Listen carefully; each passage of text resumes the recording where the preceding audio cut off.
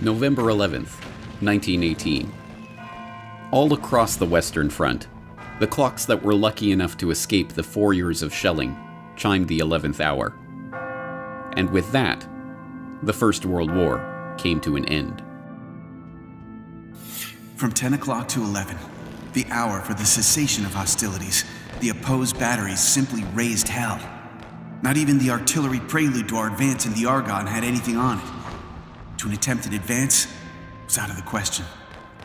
It was not a barrage. It was a deluge. Nothing quite so electrical in effect as the sudden stop that came at 11 a.m. has ever occurred to me.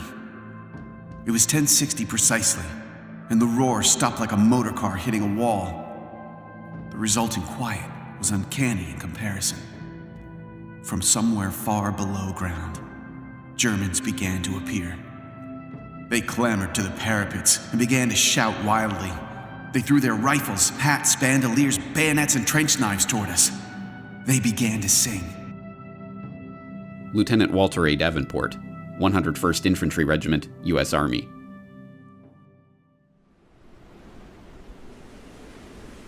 And just like that, it was over. 4 years of the bloodiest carnage the world had ever seen came to a stop as sudden and bewildering as its start. And the world vowed, never again. Each year, we lay the wreath. We hear the last post. We mouth the words, never again, like an incantation. But what does it mean? To answer this question, we have to understand what World War I was. World War I was an explosion. A breaking point in history. In the smoldering shell hole of that great cataclysm lay the industrial era optimism of never-ending progress. Old verities about the glory of war lay strewn around the battlefields of that great war, like a fallen soldier left to die in no man's land. And along with it lay all the broken dreams of a world order that had been blown apart. Whether we know it or not, we here in the 21st century are still living in the crater of that explosion, the victims of a First World War that we are only now beginning to understand. What was World War I about? How did it start? Who won? And what did they win? Now, 100 years after those final shots rang out, these questions still puzzle historians and laymen alike. But as we shall see, this confusion is not a happenstance of history, but the wool that has been pulled over our eyes to stop us from seeing what World War I really was. This is the story of World War I that you didn't read in the history books. This is the World War I conspiracy.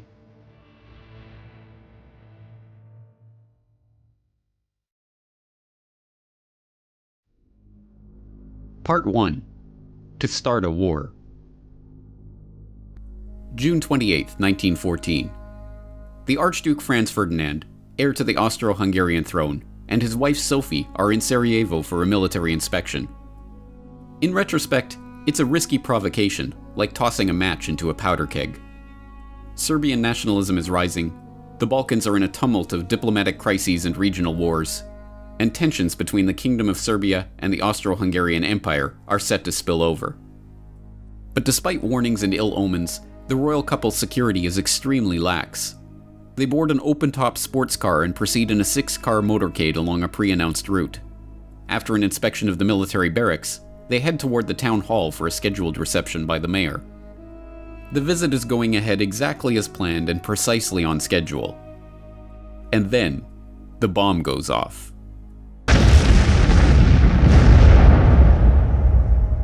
As we now know, the motorcade was a death trap. 6 assassins lined the royal couple's route that morning, armed with bombs and pistols.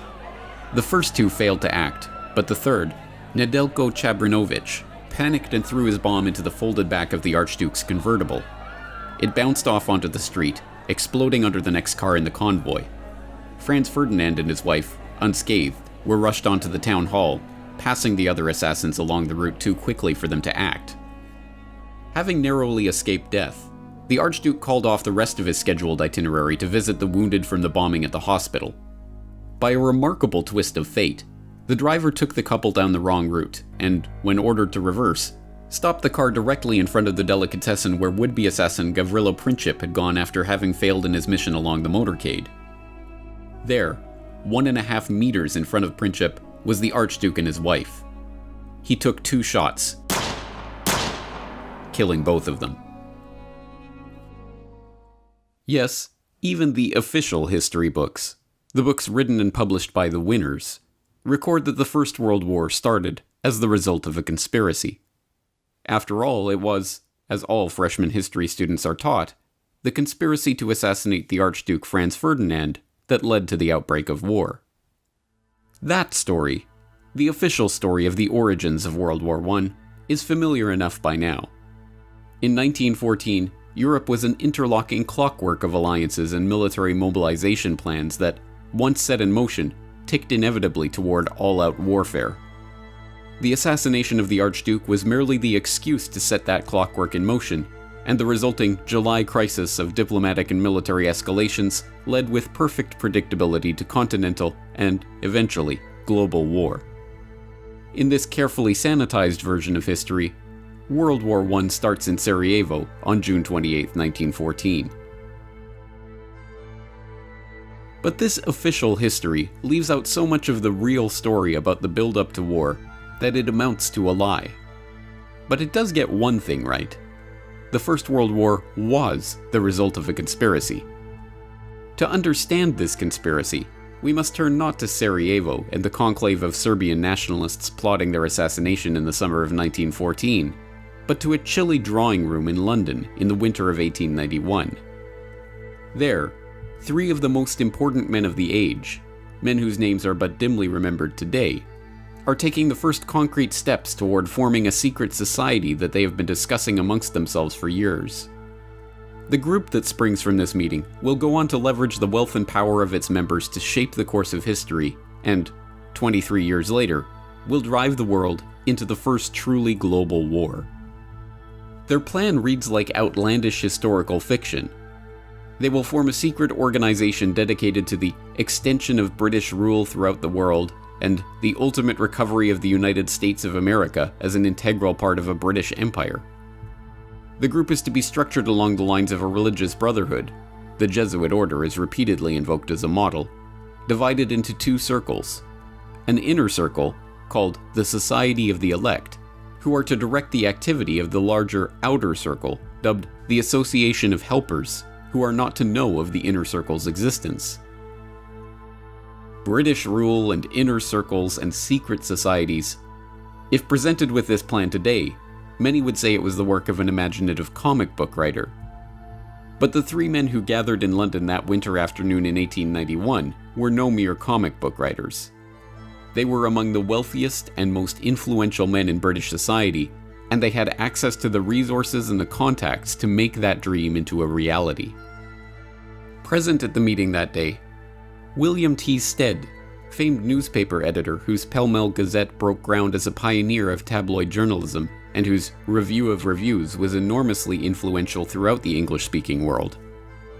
Reginald Brett, later known as Lord Esher, an historian and politician who became friend, confidant, and advisor to Queen Victoria, King Edward VII, and King George V, and who was known as one of the primary powers behind the throne of his era.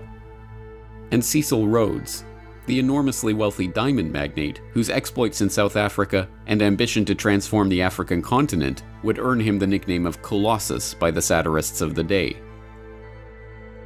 But Rhodes's ambition was no laughing matter. If anyone in the world had the power and ability to form such a group at the time, it was Cecil Rhodes. Richard Grove, historical researcher and author, tragedyandhope.com. Cecil Rhodes also was from Britain. He was educated at Oxford, but he only went to Oxford after he went to South Africa. He had an older brother. He follows him to South Africa. The older brother was working in the diamond mines, and by the time Rhodes gets there, he's got a setup, and his brother says, I'm going to go off and dig in the gold mines. They just found gold. And so he leaves Cecil Rhodes, his younger brother, who's like in his 20s, with this whole diamond mining operation. Rhodes then goes to Oxford, comes back down to South Africa, with the help of Lord Rothschild, who had funding efforts behind De Beers and taking advantage of that situation. And from there, they start to use there's no other term than slave labor, which then turns in later to the apartheid policy of South Africa. Well, Rhodes was particularly important because in many ways, at the end of the 19th century, he seriously epitomized where capitalism was, where wealth really lay. Jerry Docherty, World War I scholar and co-author of Hidden History, The Secret Origins of the First World War. Rhodes had the money and he had the contact. He was a great Rothschild man, and his mining wealth was literally uncountable. He wanted to associate himself with Oxford because Oxford gave him the kudos of the university of knowledge, of that kind of power. And in fact, that was centered in a very secretive place called All Souls College. Still, you'll find many references to All Souls College and people behind the curtain and such phrases, power behind thrones. Rhodes was centrally important in actually putting money up in order to begin to gather together like-minded people of great influence. Rhodes was not shy about his ambitions, and his intention to form such a group were known to many. Throughout his short life, Rhodes discussed his intentions openly with many of his associates who, unsurprisingly, happened to be among the most influential figures in British society at that time. More remarkably, this secret society, which was to wield its power behind the throne, was not a secret at all. The New York Times even published an article discussing the founding of the group in the April 9, 1902 edition of the paper, shortly after Rhodes's death. The article, headlined "Mr. Rhodes's Ideal of Anglo-Saxon Greatness," and carrying the remarkable subhead, "He believed a wealthy secret society should work to secure the world's peace and a British-American federation," summarized this sensational plan by noting that Rhodes's idea for the development of the English-speaking race was the foundation of a society copied, as to organization, from the Jesuits.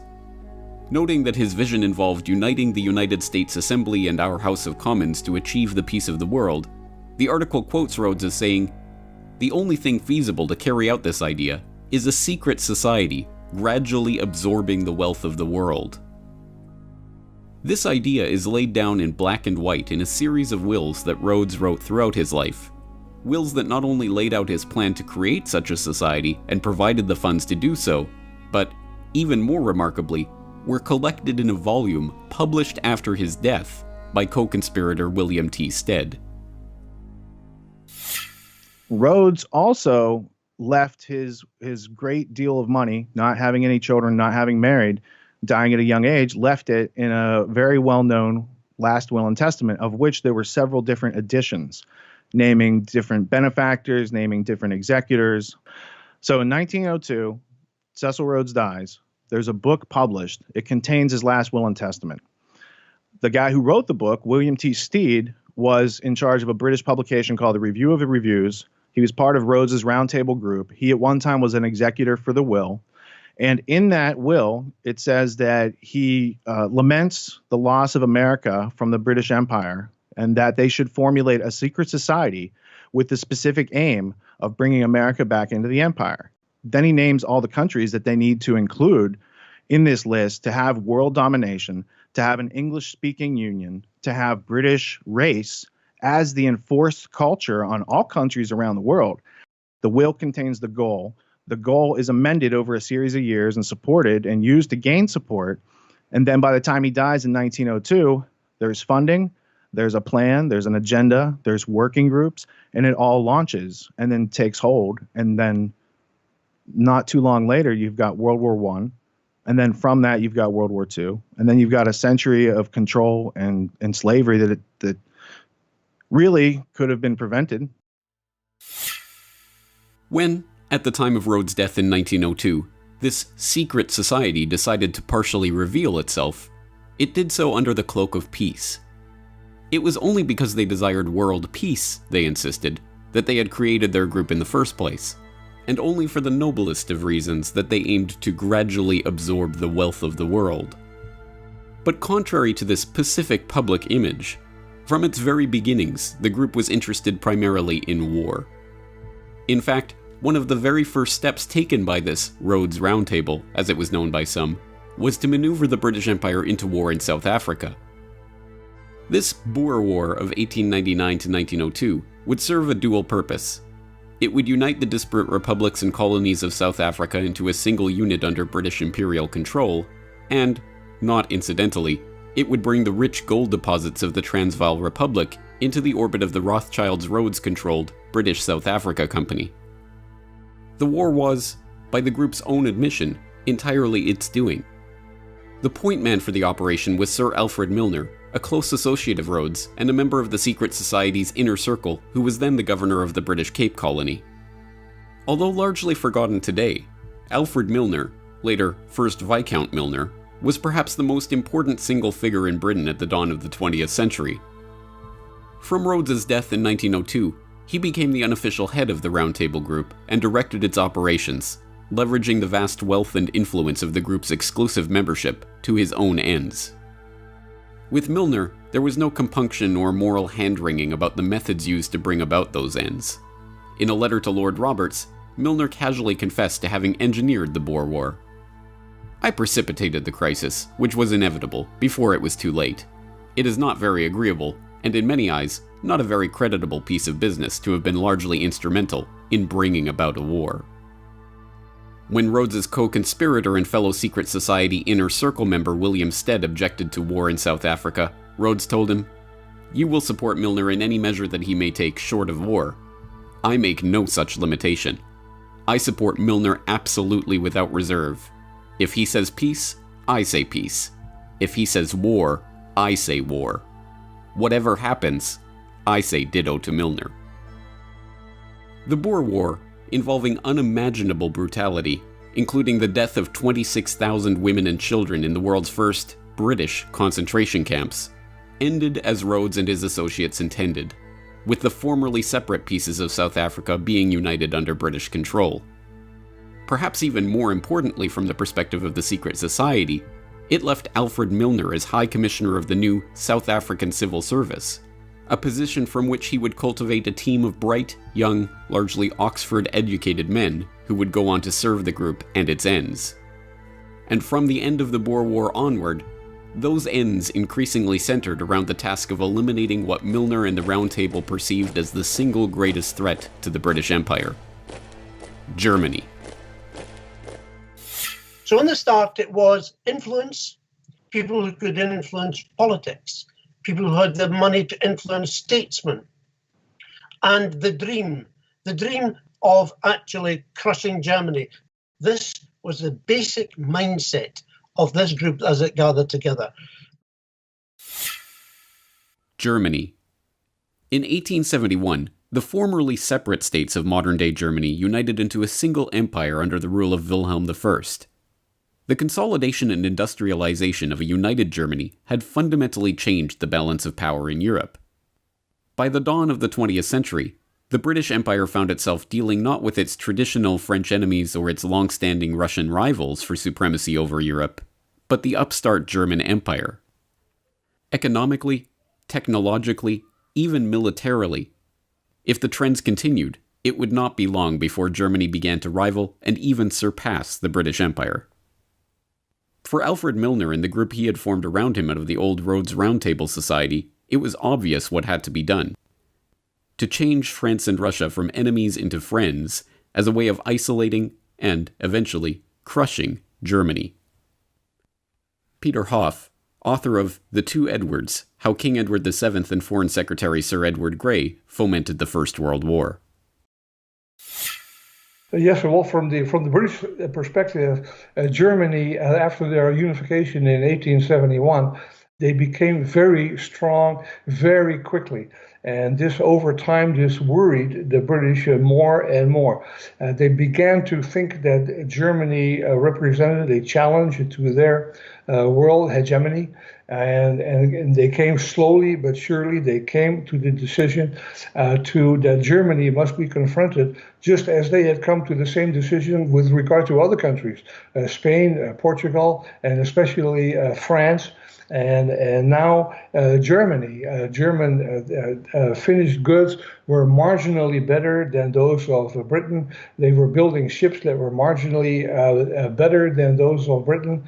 And all of this, British leaders slowly came to the decision that Germany needed to be confronted while it was still possible to do so. It might not be possible to do so if they waited too long. And so this is how the decision crystallized.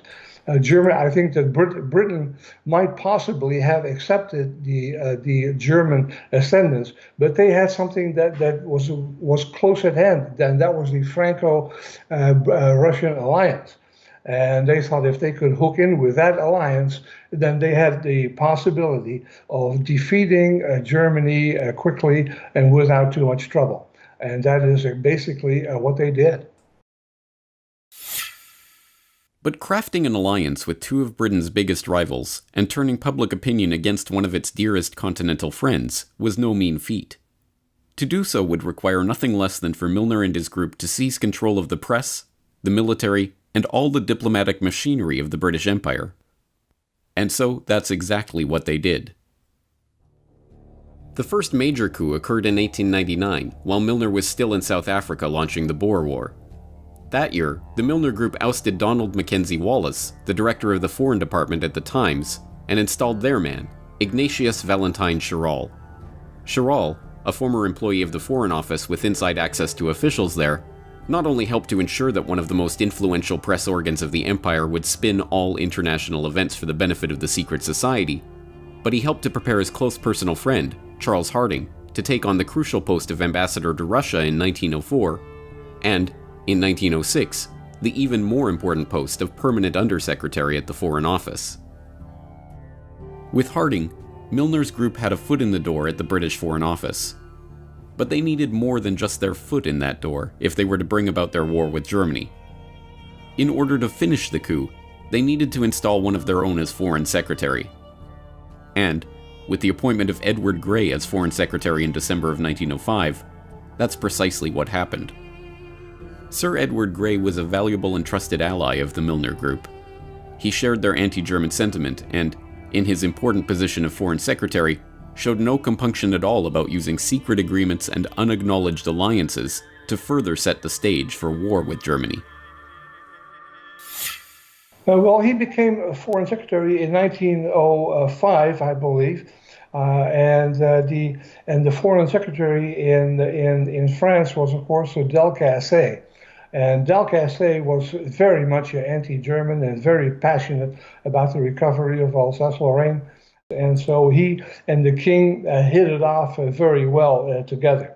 And Edward Grey shared this anti-German feeling with the king, as I explained in my book, how he came to have that attitude about Germany.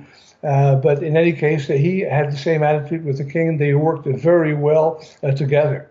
And Edward Grey very freely acknowledged the heavy role that the king played in British foreign policy. And he said that this was not a problem because he and the king were in an agreement on most issues, and so they worked very well together. The pieces were already beginning to fall into place for Milner and his associates. With Edward Grey as Foreign Secretary, Harding as his unusually influential Undersecretary, Rhodes' co-conspirator Lord Esher installed as Deputy Governor of Windsor Castle, where he had the ear of the king, and the king himself, whose unusual hands-on approach to foreign diplomacy and whose wife's own hatred of the Germans dovetailed perfectly with the group's aims. The diplomatic stage was set for the formation of the Triple Entente between France, Russia, and Great Britain. With France to the west and Russia to the east, England's secret diplomacy had forged the two pincers of a German-crushing vice. All that was needed was an event that the group could spin to its advantage to prepare the population for war against their former German allies. Time and again throughout the decade leading up to the Great War, the group's influential agents in the British press tried to turn every international incident into another example of German hostility. When the Russo-Japanese War broke out, rumors swirled in London that it was in fact the Germans that had stirred up the hostilities. The theory went that Germany, in a bid to ignite conflict between Russia and England, who had recently concluded an alliance with the Japanese, had fanned the flames of war between Russia and Japan. The truth, of course, was almost precisely the opposite. Lord Lansdowne had conducted secret negotiations with Japan before signing a formal treaty in January 1902. Having exhausted their reserves building up their military, Japan turned to Cecil Rhodes' co-conspirator Lord Nathan Rothschild to finance the war itself. Denying the Russian Navy access to the Suez Canal and high-quality coal, which they did provide to the Japanese, the British did everything they could to ensure that the Japanese would crush the Russian fleet, effectively removing their main European competitor for the Far East. The Japanese Navy was even constructed in Britain, but these facts did not find their way into the Milner-controlled press. When the Russians accidentally fired on British fishing trawlers in the North Sea in 1904, killing 3 fishermen and wounding several more, the British public was outraged. Rather than whip up the outrage, however, the Times and other mouthpieces of the secret society instead tried to paper over the incident. Meanwhile, the British Foreign Office outrageously tried to blame the incident on the Germans, kicking off a bitter press war between Britain and Germany. The most dangerous provocations of the period centered around Morocco, when France, emboldened by secret military assurances from the British and backed up by the British press, engaged in a series of provocations, repeatedly breaking assurances to Germany that Morocco would remain free and open to German trade. At each step, Milner's acolytes, both in government and in the British press, cheered on the French and demonized any and every response from the Germans, real or imagined. Given that we're living in a world of territorial aggrandizement, there was a concocted incident over Morocco and the allegation that Germany was secretly trying to take over the British-French influence in Morocco, and that literally was nonsense. But it was blown up into an incident, and people were told, prepare. You had better prepare yourself for the possibility of war, because we will not be dictated to by that Kaiser person over in Berlin. One of the incidents, which I would need to make reference to get the date perfectly right, referred to a threat.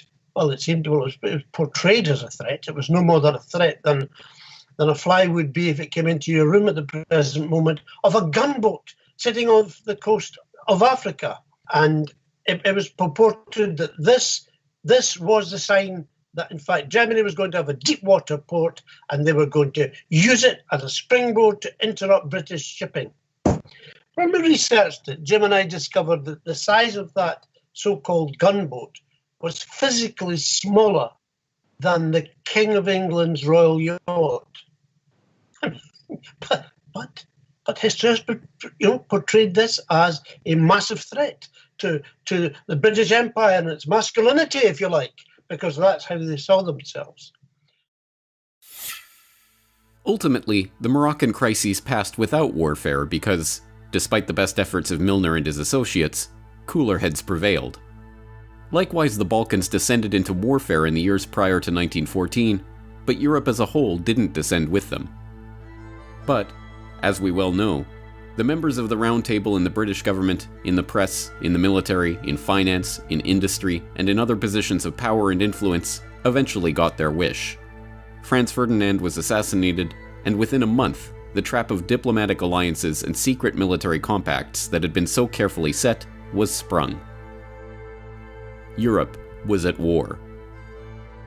In retrospect, the machinations that led to war are a masterclass in how power really operates in society. The military compacts that committed Britain, and ultimately the world, to war had nothing to do with elected parliaments or representative democracy.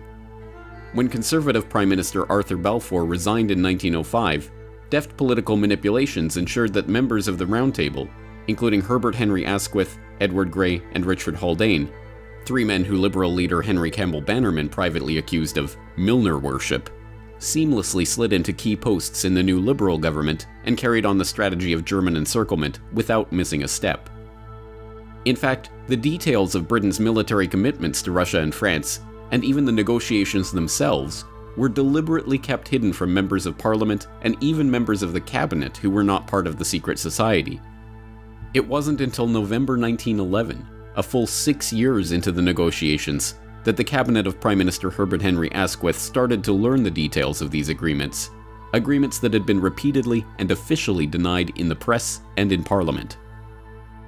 This is how the cabal functioned: efficiently, quietly, and, convinced of the righteousness of their cause, completely uncaring about how they achieved their ends. It is to this clique, not to the doings of any conspiracy in Sarajevo, that we can attribute the real origins of the First World War, with the 9 million dead soldiers and 7 million dead civilians that lay piled in its wake. But for this cabal, 1914 was just the start of the story. In keeping with their ultimate vision of a united Anglo-American world order, the jewel in the crown of the Milner Group was to embroil the United States in the war, to unite Britain and America in their conquest of the German foe. Across the Atlantic, the next chapter in this hidden history was just getting underway.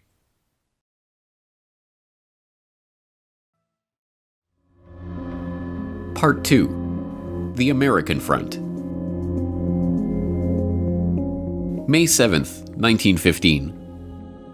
Colonel Edward Mandell House is on his way to meet with King George V, who ascended to the throne after Edward VII's death in 1910. Accompanying him is Edward Grey, British Foreign Secretary and acolyte of the Milner Group. The two speak of the probability of an ocean liner being sunk, and House informs Grey that, if this were done, a flame of indignation would sweep across America, which would in itself probably carry us into the war. An hour later, at Buckingham Palace, King George V inquires about an even more specific event. We fell to talking, strangely enough, of the probability of Germany sinking a transatlantic liner. He said, suppose they should sink the Lusitania with American passengers on board. And, by a remarkable coincidence, at 2 o'clock that afternoon, just hours after these conversations took place, that is precisely what happened.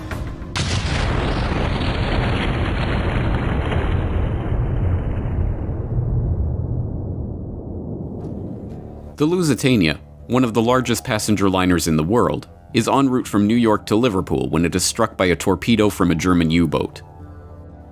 She sinks to the bottom in minutes, killing 1,198 passengers and crew, including 128 Americans. The disaster, portrayed as a brazen, unexpected attack on an innocent passenger liner, helps to shift public opinion about the war in the US. To the average American, the war suddenly doesn't feel like a strictly European concern. Every aspect of the story was, as we now know, a deception. The Lusitania was not an innocent passenger liner, but an armed merchant cruiser officially listed by the British Admiralty as an auxiliary warship. It was outfitted with extra armor, designed to carry 12 6-inch guns, and equipped with shell racks for holding ammunition. On its transatlantic voyage, the ship was carrying war material, specifically more than 4 million .303 rifle bullets and tons of munitions including shells, powder, fuses, and gun cotton in unrefrigerated cargo holds that were dubiously marked cheese, butter, and oysters. This secret manifest was officially denied by the British government for generation after generation, but in 2014, a full 99 years after the event, internal government documents were finally released in which the government admitted the deception. And, most remarkably of all, by Edward Mandell House's own account, both Edward Grey and King George V himself were discussing the sinking of the Lusitania just hours before the event took place. It's a story that provides a window into the secret society's years-long campaign to draw the United States into World War I. But in order to understand this story, we have to meet Edward Mandell House and the other Milner Group co-conspirators in America. Strange as it might seem, there were no shortage of such co-conspirators in the US. Some, like the members of the influential Pilgrim Society, founded in 1902 for the encouragement of Anglo-American good fellowship, shared Rhodes's vision of a united Anglo-American world empire. Others were simply lured by the promise of money. But whatever their motivation, those sympathetic to the cause of the Round Table included some of the wealthiest and most powerful people in the United States at the time. Many of these figures were to be found at the heart of Wall Street, in the banking and financial institutions revolving around J.P. Morgan and Company. John Pierpont Morgan, or Pierpont as he preferred to be called, was the nucleus of turn-of-the-century America's banking sector. Getting his start in London in 1857 at his father's merchant banking firm, the young Pierpont returned to New York in 1858 and embarked on one of the most remarkable careers in the history of the world.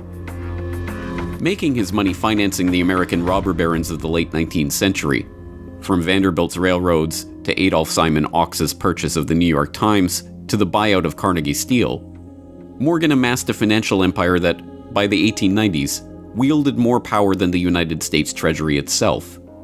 He teamed up with his close allies, the House of Rothschild, to bail out the US government during a gold shortage in 1895 and ease the Panic of 1907, which he helped to precipitate by locking 120 of the country's most prestigious bankers in his library and forcing them to reach a deal on a $25 million loan to keep the banking system afloat.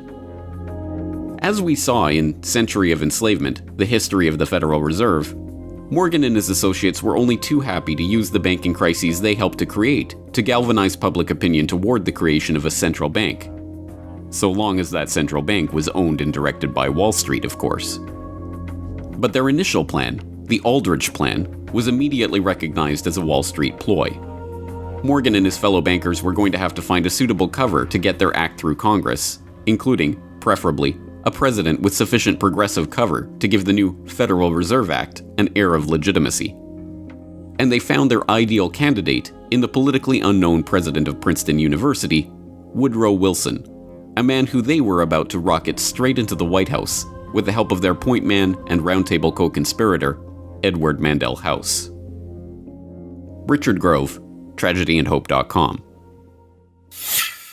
Woodrow Wilson was an obscure professor at Princeton University who, from reading all that I've read about him, wasn't the smartest guy, but he was smart enough to pick up when other people had good ideas. And then he bumps into this guy named Colonel House. Now, Colonel House, he grew up in Beaumont, Texas. And Colonel House's dad was like a Rhett Butler type of smuggler, privateer, pirate during the Confederate War with the Union. So Colonel House, first off, he's not a colonel. It's just like a title he gave himself to make him seem more than he was. But he did come from a politically connected family in the South that were doing business with the British during the Civil War. So Colonel House, in the early 1900s, makes Woodrow Wilson his protege. And Colonel House himself is being puppeted by a few people in the layers of the Anglo-American establishment above him. And so we are left with the public persona of Woodrow Wilson, and here he is, and he's got this, this whole new Federal Reserve system that's going to come in during his administration, which was also kind of a precursor to getting America into the war. Because it changed our financial dependency from being self-reliant and printing our own debt-free money to being indentured to international bankers who charge us as they print money out of thin air and charge future generations for it. The election of Woodrow Wilson once again shows how power operates behind the scenes to subvert the popular vote and the will of the public.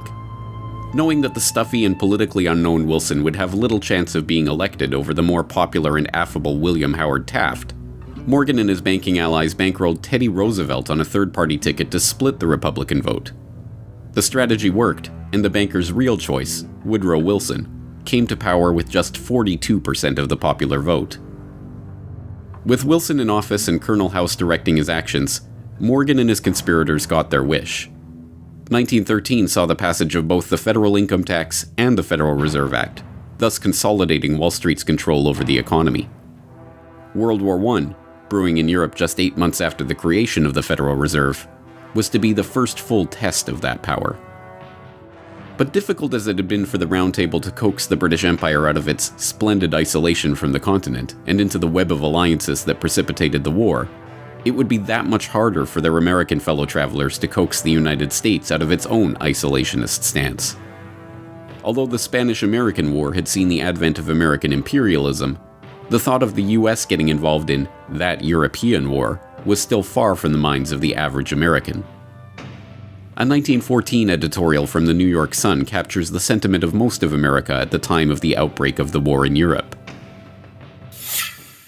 There is nothing reasonable in such a war as that for which Europe has been making ready, and it would be folly for this country to sacrifice itself to the frenzy of dynastic policies and the clash of ancient hatreds which is urging the old world to its destruction.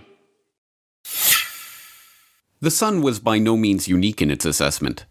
A vote taken among 367 newspapers throughout the United States in November of 1914 found just 105 pro-Ally and 20 pro-German papers, with the vast majority, 242 of them, remaining firmly neutral and recommending that Uncle Sam stay out of the conflict. Once again, just as they did in Britain, the cabal was going to have to leverage its control of the press and key governmental positions to begin to shape public perception and instill pro-war sentiment. And once again, the full resources of these motivated co-conspirators were brought to bear on the task. One of the first shells in this barrage of propaganda to penetrate the American consciousness was the rape of Belgium, a catalogue of scarcely believable atrocities allegedly committed by the German forces in their invasion and occupation of Belgium at the start of the war. In a manner that was to become the norm in 20th century propaganda, the stories had a kernel of truth. There is no doubt that there were atrocities committed and civilians murdered by German forces in Belgium. But the propaganda that was spun from those kernels of truth was so over the top in its attempts to portray the Germans as inhuman brutes that it serves as a perfect example of war propaganda. The American population at that time had a lot of German people in it. 30 to 50% of the population had relations back to Germany. So there had to be this very clever propaganda campaign. It's known today as babies on bayonets. So if you have no interest in World War I, but you think it's interesting to study propaganda so you don't get fooled again, then type it into your favorite search engine, babies on bayonets, World War I. You'll see hundreds of different posters where the Germans are bayoneting babies, and it brings about emotions, and it doesn't give you the details of anything, and emotions drive wars, not facts. Facts are left out and deleted all the time in order to create wars. So I think that putting facts back in might help prevent wars. But I do know that they like to drive people on emotion.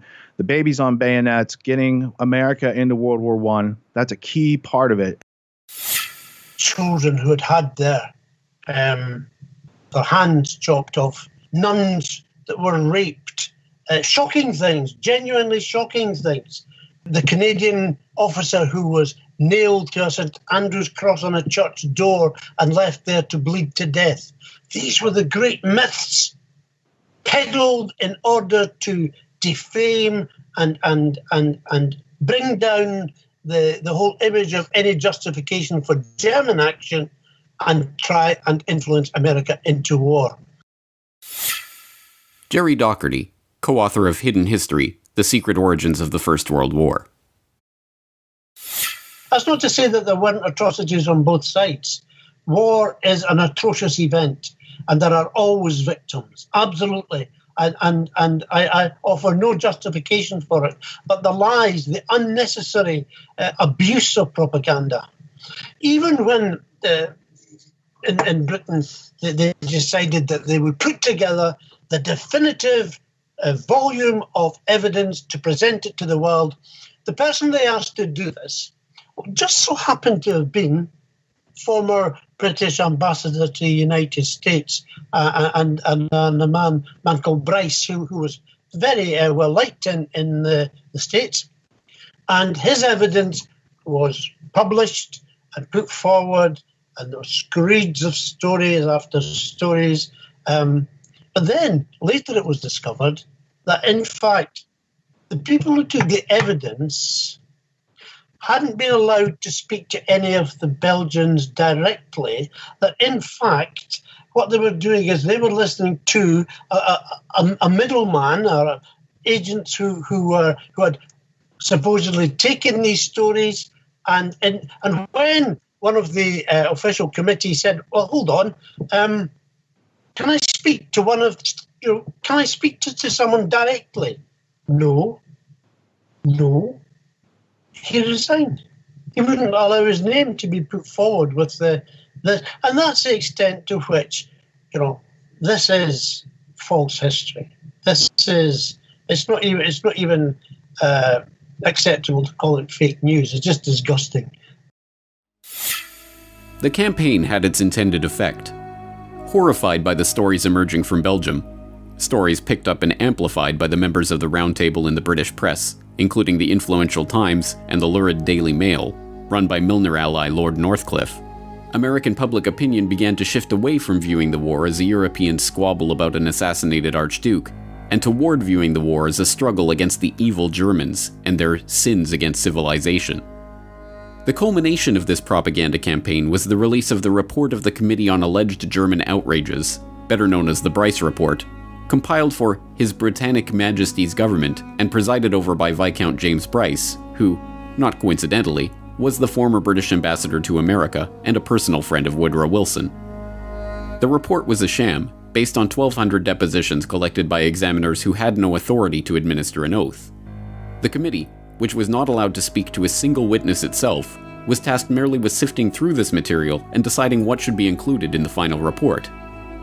Unsurprisingly, the very real atrocities that the Germans had committed in Belgium, the burning of Louvain, Andenne, and Dinant, for example, were overshadowed by the sensationalist and completely unverifiable stories of babies on bayonets and other acts of villainy.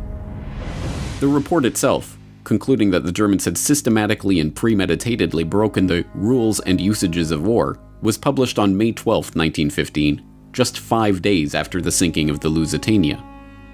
Directly between these two events, on May 9, 1915, Colonel House, the man who Wilson called his second personality and his independent self, wrote a telegram which the president dutifully read to his cabinet and was picked up by newspapers across the country. America has come to the parting of the ways, when she must determine whether she stands for civilized or uncivilized warfare. We can no longer remain neutral spectators. Our action in this crisis will determine the part we play when peace is made, and how far we may influence a settlement for the lasting good of humanity.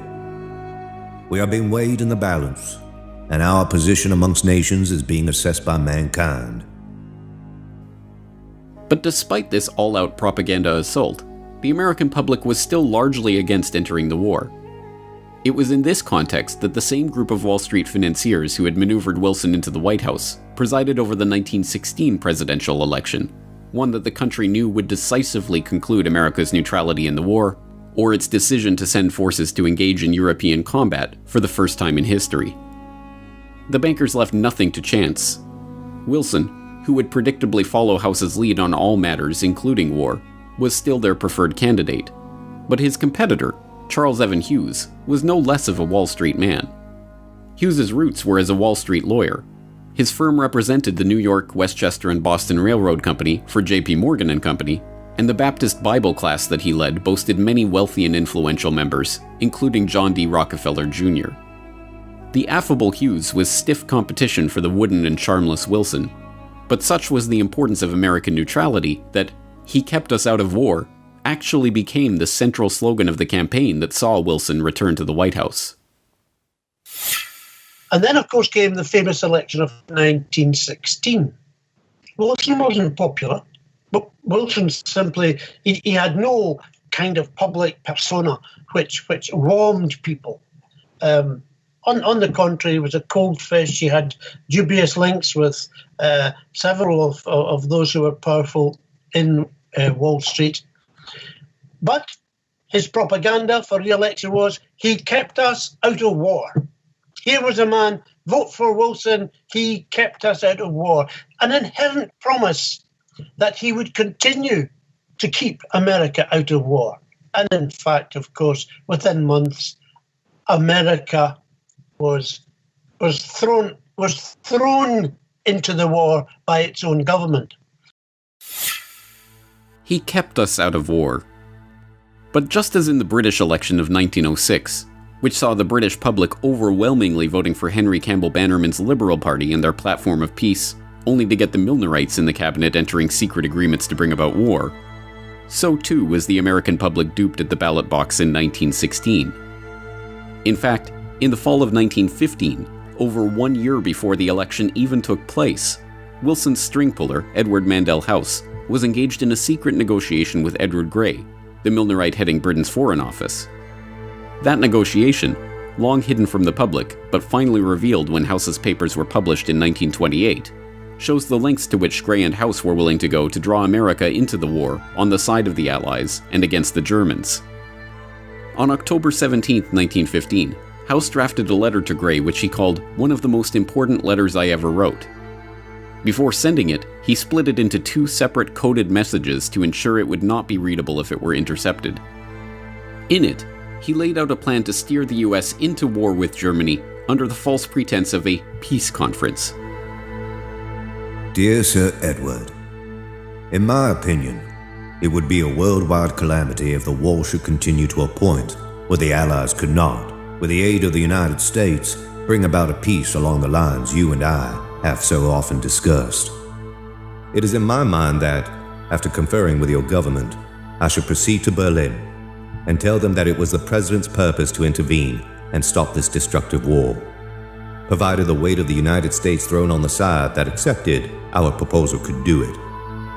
I would not let Berlin know, of course, of any understanding had with the Allies, but would rather lead them to think our proposal would be rejected by the Allies. This might induce Berlin to accept the proposal, but if they do not do so, it would nevertheless be the purpose to intervene. Perhaps realizing the gravity of what was being proposed, Woodrow Wilson, the man who would later be elected for his ability to keep America out of war, merely added the word probably to House's assurance that America would join the war. The negotiations for this plan continued throughout the fall of 1915 and winter of 1916. In the end, the British government balked at the proposal because the thought that the Germans might actually accept peace, even a peace of disarmament brokered by the US, was not enough. They wanted to crush Germany completely, and nothing less than total defeat would be sufficient. Another pretense would have to be manufactured to embroil the US in the war. When, on the morning of May 7, 1915, House assured Grey and King George that the sinking of the Lusitania would cause a flame of indignation to sweep across America, he was correct. When he said it would probably carry us into war, he was mistaken. But in the end, it was the naval issue that eventually became the pretext for America's entry into war. The history books of the period, following the familiar pattern of downplaying Allied provocations and focusing only on the German reactions, highlight the German policy of unrestricted submarine warfare which led to the downing of the Lusitania. The practice, which called for German U-boats to attack merchant ships on sight, was in contravention of the international rules of the sea at the time and was widely abhorred as barbaric. But the policy was not instituted out of any insane bloodlust on the part of the Kaiser. It was in response to Britain's own policy of breaking international rules of the sea. At the outbreak of war in 1914, the British had used their position of naval superiority to begin a blockade of Germany. That campaign, described as one of the largest and most complex undertakings attempted by either side during the First World War, involved the declaration of the whole of the North Sea as a war zone. As a so-called distant blockade, involving the indiscriminate mining of an entire region of the high seas, the practice was in direct violation of the Declaration of Paris of 1856. The indiscriminate nature of the blockade, declaring the most basic of supplies like cotton and even food itself to be contraband, was a violation of the Declaration of London of 1909. More to the point, as an attempt to starve an entire country into submission, it was a crime against humanity. Eventually reduced to a starvation diet of 1,000 calories per day, tuberculosis, rickets, edema, and other maladies began to prey at those Germans who did not succumb to hunger. By the end of the war, the National Health Office in Berlin calculated that 763,000 people had died as a direct result of the blockade. Perversely, the blockade did not end with the war. In fact, with Germany's Baltic coast now effectively added to the blockade, the starvation actually continued and even intensified into 1919. Faced with protestations from the Austrian ambassador about the illegality of the British blockade, Colonel House, now America's de facto president, merely observed, "He forgets to add that England is not exercising her power in an objectionable way, for it is controlled by a democracy." This double standard was not the exception, but the rule when it came to those in America's East Coast establishment who were hungry to see the US join the Allies on the battlefields of Europe. As historian and author Ralph Ryko explained in a 1983 lecture, it was these double standards that led directly to America's entry into the war. The Wilson administration now takes the position which will ultimately lead to war. The German government is to be held strictly accountable for the death of any Americans on the high seas, regardless of circumstances. The Germans say, well, let's see if we can live with this, as long as you're willing to put pressure on the British to have them modify their violations of international law. That is, they're placing a food on the list of contraband materials, which had never been done before. The British, as you know, take your merchant ships off the high seas on the way to Rotterdam, because they say anything that goes to Rotterdam is going to go to Germany. So they take American ships off the high seas. The British have put cotton on the list of contraband, confiscating these materials. They interfere with letters going to the continent because they think there's military intelligence possibly involved. The British are imposing in many ways on Americans. So if you hold them responsible, we'll behave ourselves as far as submarines go. This was not to be the case. And the attitude of the Americans towards British violations of neutral rights were quite different. One reason is that the American ambassador to London, Walter Hines Page, was an extreme Anglophile. One time, for instance, he gets a message from the State Department saying, tell the British they have to stop interfering with American mail shipments to neutral ports. And the American ambassador goes to the British Foreign Minister, Edward Grey, and says, look at the message I've just got from Washington. Let's get together and try to answer this. This was his attitude. The British were never held to the same standard as the Germans. At home, Theodore Roosevelt, who in previous years had been a great friend of the Kaisers and a great admirer of Germany, now says we have to get into this war right away. Besides that, there's a campaign for preparedness, for building up the American Army, the American Navy, drilling American citizens in combat techniques. There's a kind of hysteria, really, that travels over the country, considering that there's, at this time, certainly, no chance of some kind of immediate threat to the United States. And people like Roosevelt and Wilson begin talking in a very unfortunate way. Wilson says, for instance, in America we have too many hyphenated Americans. Of course he meant German Americans, Irish Americans.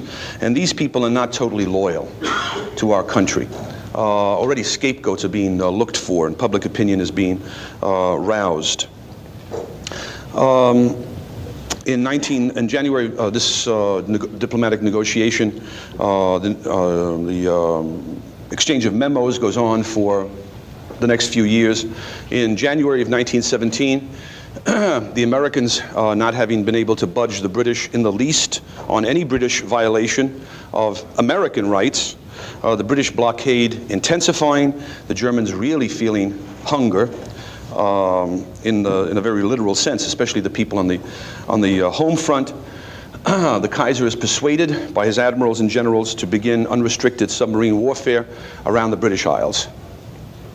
The American position by this time had solidified, had become a totally rigid one, and when all is said and done, when you go through all of the back and forth memoranda and notes and principles established, the United States went to war against Germany in 1917 for the right of Americans to travel in armed, belligerent merchant ships carrying munitions through war zones. Wilson's position was that even in that case, the Germans simply had no right to attack the ship, as long as there are Americans on the ship. Shall I repeat that? Armed, belligerent, that is to say English, armed English merchant ships carrying munitions could not be fired upon by the Germans as long as there were American citizens on board. And it was for the right of Americans to go into the war zone on such vessels that we finally went to war. After months of deliberations, and with the situation on the home front becoming increasingly desperate, the German military commanders decided to resume their unrestricted submarine warfare in 1917. As expected, U.S. merchant ships were sunk, including 4 ships in late March alone. On April 2, 1917, Woodrow Wilson made his historic speech calling for Congress to declare war on Germany and commit U.S. troops to European battlefields for the first time. The speech, made over 100 years ago by and for a world that has long since passed away, still resonates with us today. Embedded within it is the rhetoric of warfare that has been employed by president after president, prime minister after prime minister, in country after country, and war after war, right down to the current day. From it comes many of the phrases that we still recognize today as the language of lofty ideals and noble causes that always accompany the most bloody and ignoble wars. Ignoble wars. With a profound sense of the solemn and even tragical character of the step I am taking, and of the grave responsibilities which it involves, but in unhesitating obedience to what I deem my constitutional duty, I advise that the Congress declare the recent course of the Imperial German government to be, in fact, nothing less than war against the government and people of the United States. The world must be made safe for democracy. Its peace must be planted upon the tested foundations of political liberty.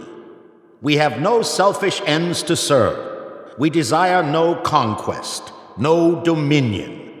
We seek no indemnities for ourselves, no material compensation for the sacrifices we shall freely make. We are but one of the champions of the rights of mankind. We shall be satisfied when those rights have been made as secure as the faith and the freedom of nations can make them. 4 days later, on April 6, 1917, the U.S. Congress issued a formal declaration of war against the Imperial German government. Inside the White House, President Woodrow Wilson conferred with advisors, then signed the proclamation of war against Germany. Everywhere there was cheering and waving of flags. Hindsight or cynicism might make us smile at the thought that this war was sometimes called the Great Adventure. Never again would we see our entry into a major conflict excite so many to such heights of elation. Naive? Probably. But here was a generation of young men not yet saturated by the paralyzing variety of self-analysis and the mock sciences. They believed. Over there, over there.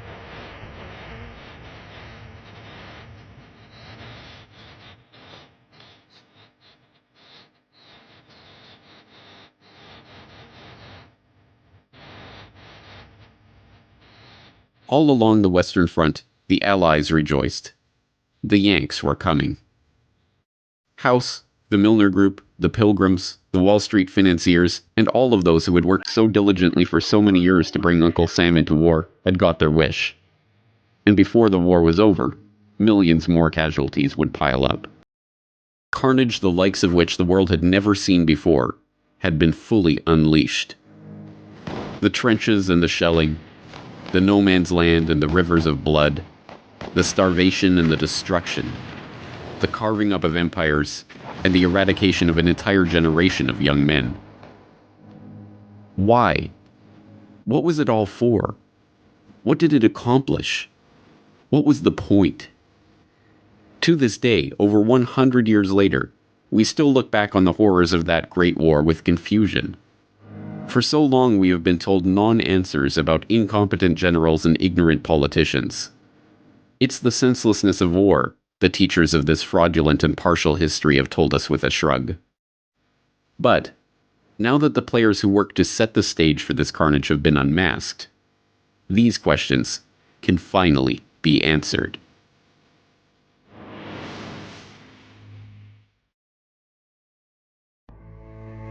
Part 3. A New World Order.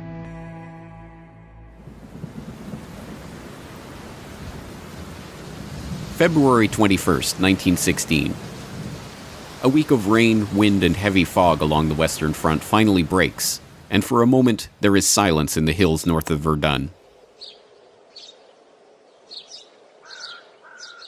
That silence is broken at 7:15 a.m. when the Germans launch an artillery barrage heralding the start of the largest battle the world had ever seen.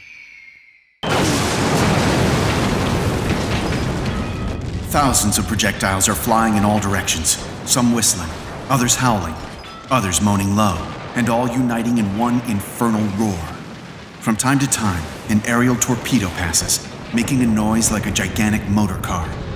With a tremendous thud, a giant shell bursts quite close to our observation post, breaking the telephone wire and interrupting all communication with our batteries.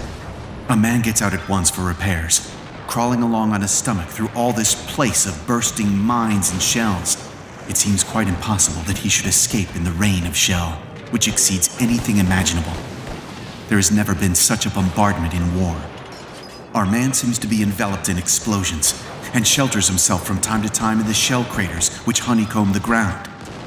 Finally, he reaches a less stormy spot, mends his wires, and then, as it would be madness to try to return, settles down in a big crater and waits for the storm to pass. Beyond, in the valley, dark masses are moving over the snow-covered ground. It is the German infantry advancing in packed formation along the valley of the attack. They look like a big gray carpet being unrolled over the country. We telephone through to the batteries, and the ball begins. The sight is hellish. In the distance, in the valley, and upon the slopes, regiments spread out, and as they deploy, fresh troops come pouring in. There is a whistle over our heads. It is our first shell. It falls right in the middle of the enemy infantry. We telephone through, telling our batteries of their hit, and a deluge of heavy shells is poured on the enemy. Their position becomes critical. Through glasses, we can see men maddened, men covered with earth and blood, falling one upon the other. When the first wave of the assault is decimated, the ground is dotted with heaps of corpses. But the second wave is already pressing on.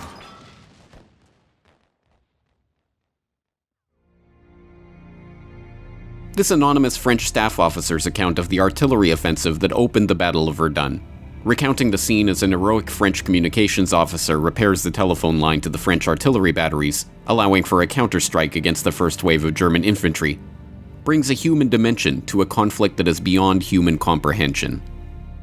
The opening salvo of that artillery barrage alone, involving 1,400 guns of all sizes, dropped a staggering 2.5 million shells on a 10-kilometer front near Verdun in northeastern France over 5 days of nearly uninterrupted carnage, turning an otherwise sleepy countryside into an apocalyptic nightmare of shell holes, craters, torn-out trees, and ruined villages. By the time the battle finished 10 months later, 1 million casualties lay in its wake. 1 million stories of routine bravery like that of the French communications officer. And Verdun was far from the only sign that the stately, sanitized version of 19th century warfare was a thing of the past. Similar carnage played out at the Somme, and Gallipoli, and Vimy Ridge, and Galicia, and 100 other battlefields. Time and again, the generals threw their men into meat grinders, and time and again, the dead bodies lay strewn on the other side of that slaughter. But how did such bloodshed happen? For what purpose? What did the First World War mean? The simplest explanation is that the mechanization of 20th century armies had changed the logic of warfare itself. In this reading of history, the horrors of World War I were the result of the logic dictated by the technology with which it was fought. It was the logic of the siege guns that bombarded the enemy from over 100 kilometers away. It was the logic of the poison gas, spearheaded by Bayer and their School for Chemical Warfare in Leverkusen. It was the logic of the tank, the airplane, the machine gun, and all of the other mechanized implements of destruction that made mass slaughter a mundane fact of warfare. But this is only a partial answer. More than just technology was at play in this Great War, and military strategy and million casualty battles were not the only ways that World War I had changed the world forever. Like that unimaginable artillery assault at Verdun, The First World War tore apart all the verities of the old world, leaving a smoldering wasteland in its wake. A wasteland that could be reshaped into a new world order. For the would-be engineers of society, war, with all of its attendant horrors, was the easiest way to demolish the old traditions and beliefs that lay between them and their goals. This was recognized early on by Cecil Rhodes and his original clique of co-conspirators. As we have seen, it was less than 1 decade after the founding of Cecil Rhodes' society to achieve the peace of the world that vision was amended to include war in South Africa, and then amended again to include embroiling the British Empire in a world war. Many others became willing participants in that conspiracy because they too could profit from the destruction and the bloodshed. And the easiest way to understand this idea is at its most literal level: profit. War is a racket. It always has been. It is possibly the oldest, easily the most profitable, surely the most vicious. It is the only one international in scope. It is the only one in which the profits are reckoned in dollars and the losses in lives. A racket is best described, I believe, as something that is not what it seems to be to the majority of the people. Only a small inside group knows what it is about. It is conducted for the benefit of the very few at the expense of the very many. Out of war, a few people make huge fortunes. In the World War, a mere handful garnered the profits of the conflict. At least 21,000 new millionaires and billionaires were made in the United States during the World War. That many admitted their huge blood gains on their income tax returns. How many other war millionaires falsified their tax returns? No one knows. How many of these war millionaires shouldered a rifle? How many of them dug a trench? How many of them knew what it meant to go hungry in a rat-infested dugout? How many of them spent sleepless, frightened nights ducking shells and shrapnel and machine gun bullets? How many of them parried a bayonet thrust or an enemy? How many of them were wounded, were killed in battle? As the most decorated Marine in the history of the United States at the time of his death, Smedley Butler knew of what he spoke. Having seen the minting of those tens of thousands of new millionaires and billionaires out of the blood of his fellow soldiers, his famous rallying cry, "War is a racket," has resonated with the public since he first began, in his own memorable words, trying to educate the soldiers out of the sucker class. Indeed, the war profiteering on Wall Street started even before America joined the war. Although, as J.P. Morgan partner Thomas Lamont noted, at the outbreak of the war in Europe, American citizens were urged to remain neutral in action, in word, and even in thought. Our firm had never for one moment been neutral. We didn't know how to be. From the very start, we did everything we could to contribute to the cause of the Allies. Whatever the personal allegiances that may have motivated the bank's directors, this was a policy that was to yield dividends for the Morgan Bank that even the greediest of bankers could scarcely have dreamed of before the war began. John Pierpont Morgan himself died in 1913, before the passage of the Federal Reserve Act he had stewarded into existence, and before the outbreak of war in Europe. But the House of Morgan stood strong, with the Morgan Bank under the helm of his son, John Pierpont Morgan Jr., maintaining its position as preeminent financier in America. The young Morgan moved quickly to leverage his family's connections with the London banking community, and the Morgan Bank signed its first commercial agreement with the British Army Council in January 1915, just 4 months into the war. That initial contract, a $12 million purchase of horses for the British war effort to be brokered in the US by the House of Morgan, was only the beginning. By the end of the war, the Morgan Bank had brokered $3 billion in transactions for the British military, equal to almost half of all American supplies sold to the Allies in the entire war.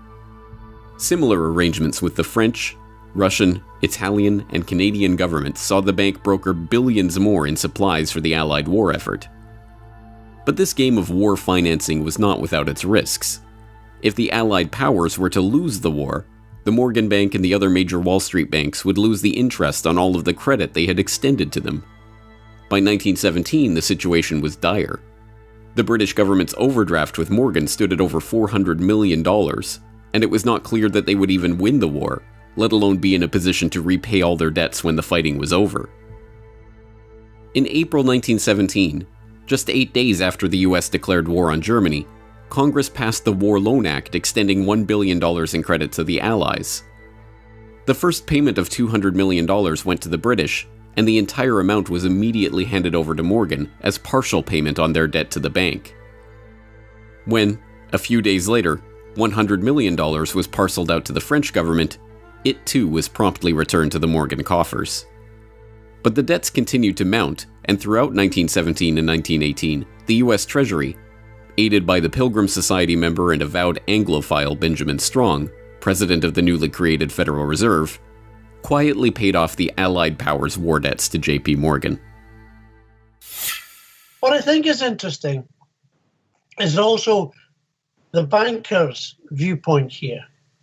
America was so deeply involved in that war, financing. There was so much money which could only really be repaid as long as Britain and France won.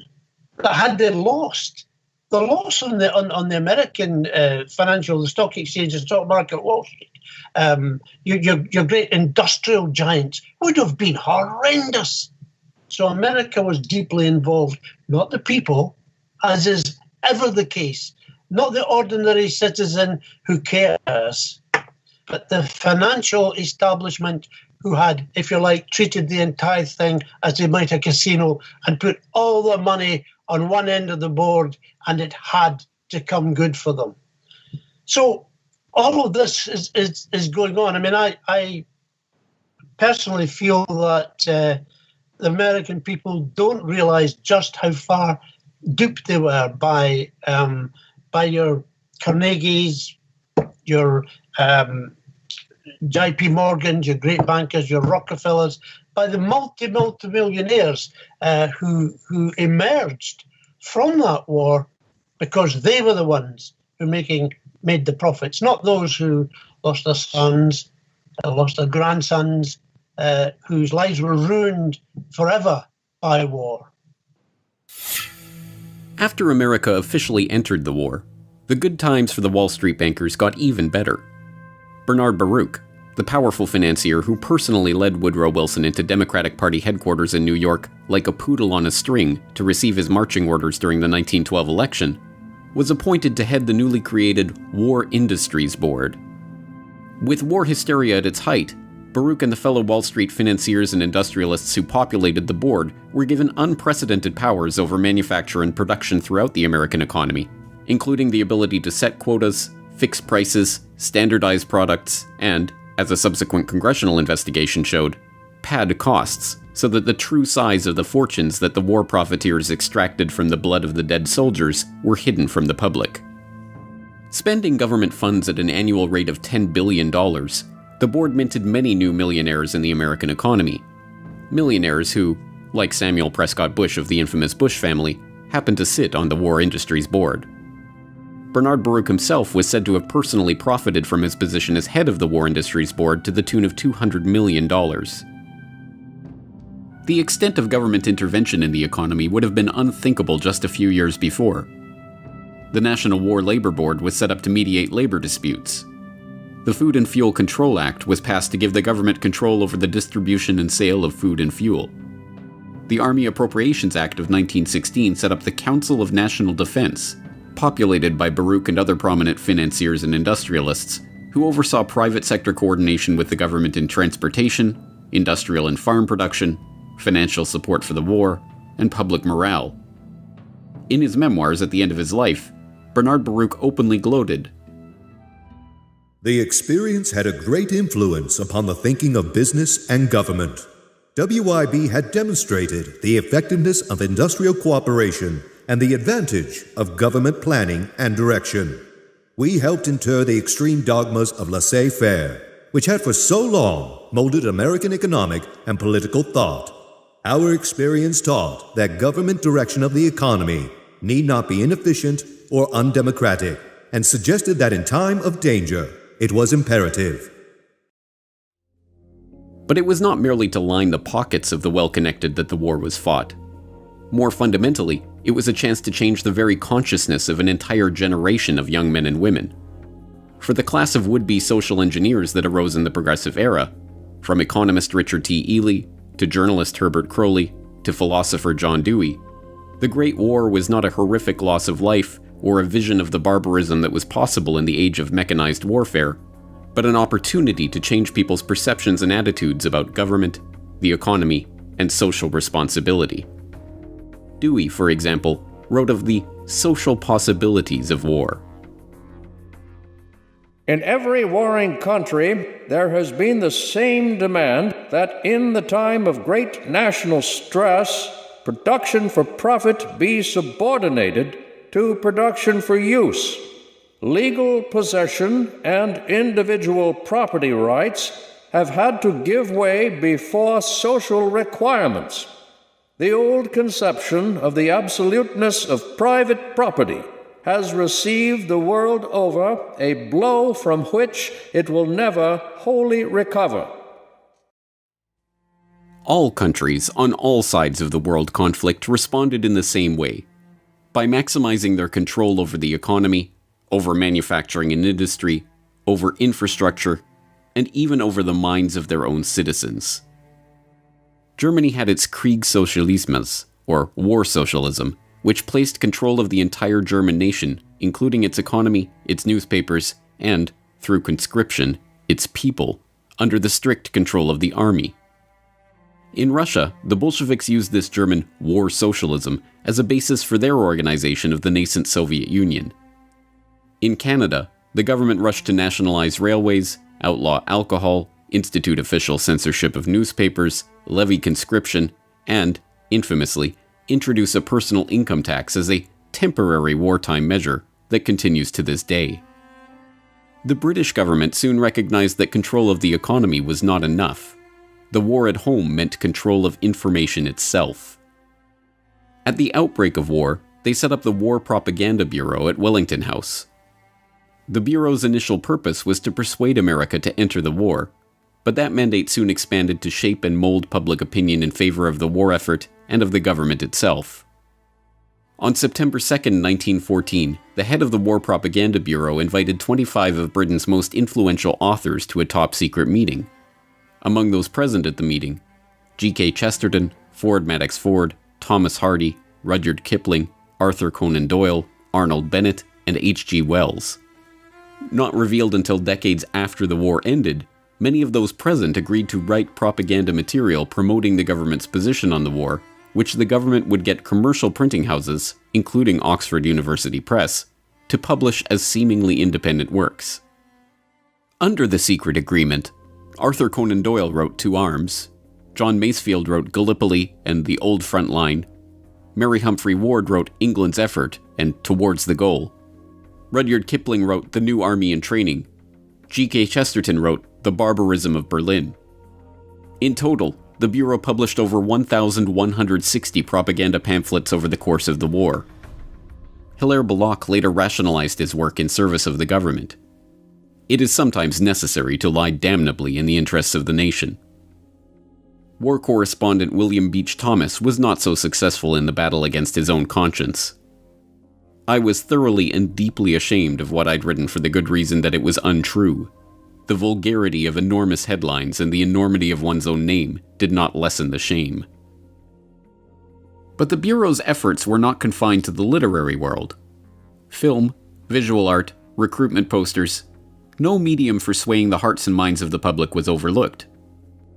By 1918, the government's efforts to shape perception of the war, now officially centralized under a Minister of Information, Lord Beaverbrook, was the most finely tuned purveyor of propaganda the world had yet seen. Even foreign propaganda, like the infamous Uncle Sam that went beyond a recruitment poster to become a staple of American government iconography, was based on a British propaganda poster featuring Lord Kitchener. Control of the economy. Control of populations. Control of territory. Control of information. World War I was a boon for all of those who wanted to consolidate control of the many in the hands of the few. This was the vision that united all those participants in the conspiracies that led to the war itself. Beyond Cecil Rhodes and his secret society, there was a broader vision of global control for the would-be rulers of society who were seeking what tyrants had lusted after since the dawn of civilization: control of the world. World War I was merely the first salvo in this clique's attempts to create not a reordering of this society or that economy, but a new world order. What World War I allowed these globalists, these Anglophiles, these people who wanted the English-speaking union to reign over the whole world, what it allowed them to do was militarize American thinking. And what I mean by that is there was a whistleblower called Norman Dodd. He was the head researcher for the Reese Committee that looked into how nonprofit foundations were influencing American education away from freedom. And what they found was the Carnegie Institute for International Peace was seeking to understand how to make America a wartime economy, how to take the state apparatus over, how to change the education to get people to continually consume, how to have arms production ramp up. And then once this happened in World War I, if you look at what happened in the 1920s, you've got people like Major General Smedley Butler, who is using the U.S. military to advance corporate interests in Central and South America and doing some very caustic things to the indigenous people, insofar as these were not American policies really before the Spanish-American War in 1898, meaning that going and taking foreign military action was not part of the diplomatic strategy of America prior to our engagement with the British Empire in the late 1800s and as it ramped up after Cecil Rhodes's death. So what these people gained was the foothold for world government from which they could get, through globalism, what they called a new world order. The creation of this new world order was no mere parlor game. It meant a complete redrawing of the map, the collapse of empires and monarchies, the transformation of the political, social, and economic life of entire swaths of the globe. Much of this change was to take place in Paris in 1919 as the victors divvied up the spoils of war. But some of it, like the fall of the Romanovs and the rise of the Bolsheviks in Russia, was to take place during the war itself. In hindsight, the fall of the Russian Empire in the midst of the First World War seems inevitable. Unrest had been in the air since Russia's defeat by the Japanese in 1905, and the ferocity of the fighting on the Eastern Front, coupled with the economic hardship, which hit Russia's overcrowded, overworked urban poor particularly hard, made the country ripe for revolt. That revolt happened during the so-called February Revolution, when Tsar Nicholas was swept from power and a provisional government installed in his place. But that provisional government, which continued to prosecute the war at the behest of its French and British allies, was competing for control of the country with the Petrograd Soviet, a rival power structure set up by the socialists in the Russian capital. The struggle for control between the two bodies led to riots, protests, and ultimately, battles in the street. Russia in the spring of 1917 was a powder keg waiting to explode.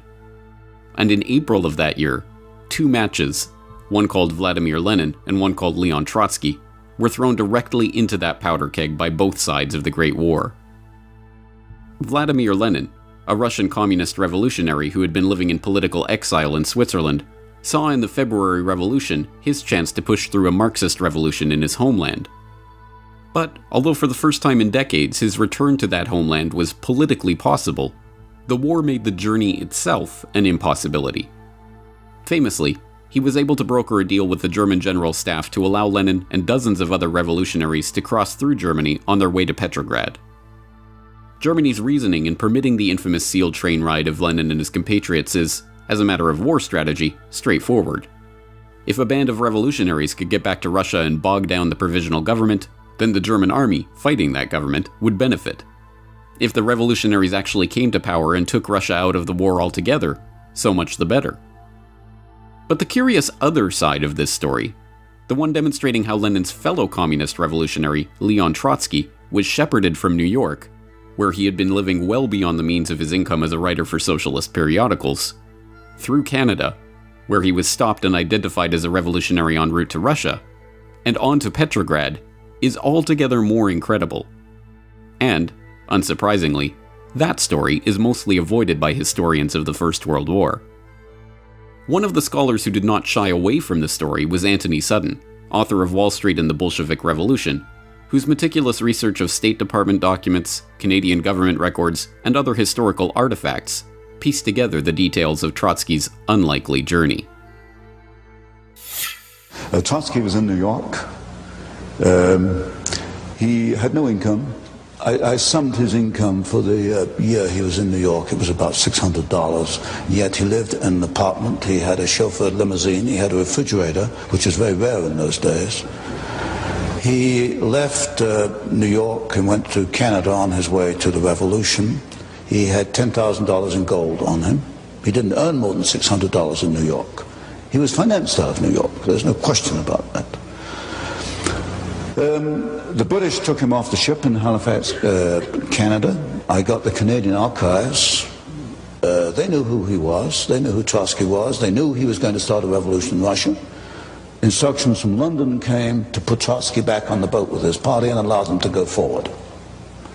So there is no question that Woodrow Wilson, who issued the passport for Trotsky, and the New York financiers who financed Trotsky, and the British Foreign Office allowed Trotsky to perform his part in the revolution. After succeeding in pushing through the Bolshevik Revolution in November of 1917, one of Trotsky's first acts in his new position as People's Commissar for Foreign Affairs was to publish the secret treaties and understandings that Russia had signed with France and Britain. These documents revealed the secret negotiations in which the Entente powers had agreed to carve up the colonial world after the war. The stash of documents included agreements on the partition of Asiatic Turkey, creating the modern Middle East out of the remnants of the Ottoman Empire, the treaty with Italy, promising conquered territory to the Italian government in exchange for their military aid in the campaign against Austria-Hungary, a treaty redrawing the frontiers of Germany, promising France its long-held wish of reacquiring Alsace-Lorraine and recognizing Russia's complete liberty in establishing her western frontiers, diplomatic documents relating to Japan's own territorial aspirations, and a host of other treaties, agreements, and negotiations. One of these agreements, the Sykes-Picot Agreement between Britain and France, which was signed in May 1916, has grown in infamy over the decades. The agreement divided modern-day Turkey, Jordan, Iraq, Syria, and Lebanon among the Triple Entente, and although the revelation of the agreement caused much embarrassment for the British and the French and forced them to publicly back away from the Sykes-Picot map, served as the basis for some of the arbitrary lines on the map of the modern-day Middle East, including the border between Syria and Iraq. In recent years, ISIS has claimed that part of their mission is to put the final nail in the coffin of the Sykes-Picot conspiracy. Other territorial conspiracies, like the Balfour Declaration, signed by Arthur Balfour, then acting as Foreign Secretary for the British government, and addressed to Lord Walter Rothschild, one of the co-conspirators in Cecil Rhodes' original secret society, are less well known today. The Balfour Declaration also played an important role in shaping the modern world by announcing British support for the establishment of a Jewish homeland in Palestine, which was not under British mandate at the time. Even less well known is that the document did not originate from Balfour, but from Lord Rothschild himself, and was sent to fellow Round Table conspirator Alfred Milner for revision before being delivered. So this was he's known as Lord Walter Rothschild, and professionally he's a zoologist. He inherits a lot of wealth in a very high status family. He pursues his art and his science and his scientific theories and research, but he has zoological museums and he's collecting specimens. And he's famously the Rothschild that's riding the giant tortoise and leading him around with a piece of lettuce on his stick, and there's a piece of lettuce hanging out of the tortoise's mouth. And I've always used that. Here's the metaphor for the bankers. Like, they're leading people around with stimulus response. This tortoise can't ask questions. It can't question its obedience. So that's Lord Walter Rothschild. Why is he important? Well, he and his family are some of the early financiers and backers of Cecil Rhodes and promoters of his last will and testament. And in the question of America being brought back into the British Empire, there are newspaper articles. There's one in 1902 where Lord Rothschild is saying, this would be a good thing to have America back in the British Empire. He's also the Lord Rothschild to whom the Balfour Declaration is addressed. So in 1917, there's an agreement, a letter of agreement sent from the British government, from Arthur Balfour to Lord Rothschild. Now, Lord Rothschild and Arthur Balfour, they know each other. They have a long history together. And there's a lot of Fabian socialists in this whole story of what led up to World War I. Specifically with Balfour, he's acting as an agent of the British government saying, we're going to give away this land that's not really ours, and we're going to give it to you guys and your group. The problem is the British had also promised that same land to the Arabs. So now the Balfour Declaration is going against some of the foreign policy plans that they've already promised to these other countries. The other interesting thing about the Balfour Declaration is it just had its 100th anniversary. So they last year had a site that had the whole history of the Balfour Declaration. You could see the originals from Lord Rothschild and going to Lord Milner for changes and coming through Arthur Balfour and then being sent back as an official letter from the monarchy, basically. So that's interesting. But there's also interviews where the current Lord Rothschild, Lord Jacob Rothschild, comments on his ancestors' history and how they brought about the Jewish state in 1947-48 because of the Balfour Declaration. So there's a lot of history to unpack there. But most people, again, they're not aware of the document, let alone the very interesting history behind it, let alone what that really means in the bigger story. Over 2 decades after Cecil Rhodes launched the secret society that would engineer this so-called Great War, the likes of Alfred Milner and Walter Rothschild were still at it, conspiring to use the war they had brought about to further their own geopolitical agenda. But by the time of the armistice in November 1918, that group of conspirators had greatly expanded, and the scale of their agenda had grown along with it. This was no small circle of friends who had embroiled the world in the first truly global war, but a loosely knit network of overlapping interests, separated by oceans and united in a shared vision for a new world order.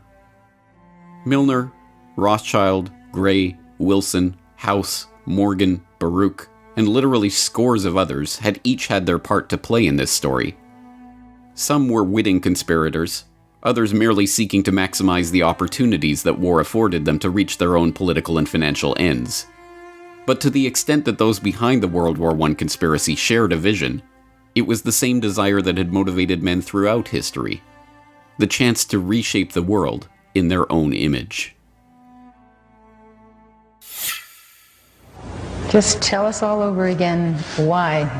Why? Just You tell it won't again. find this in the textbooks. Why is to bring about, I suspect, a plan to control world society in which you and I won't find the freedoms to believe and think and do as we believe. And war is an instrument of massive change. We know that. It is an instrument of massive change, in particular for those who are defeated. In a war where everyone is defeated, then it's simply an element of massive change. And that's a very deep, thought-provoking concept, that if everyone loses, or if everyone except us, depending on who the us are, loses, then we are going to be in a position to reconstruct in our image. Altogether in the war, who knows, some 10 or 12 million people died.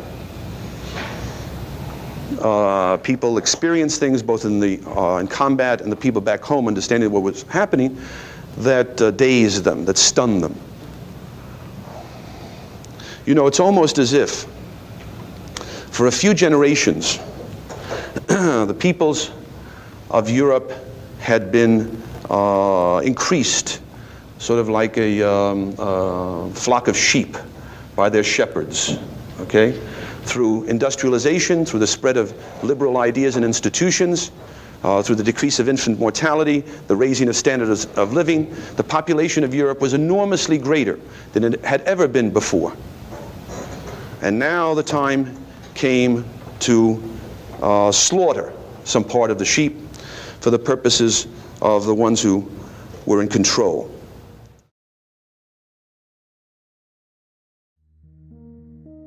For the ones in control, World War I had been the birth pangs of a new world order. And now, the midwives of this monstrosity slouched towards Paris to take part in its delivery.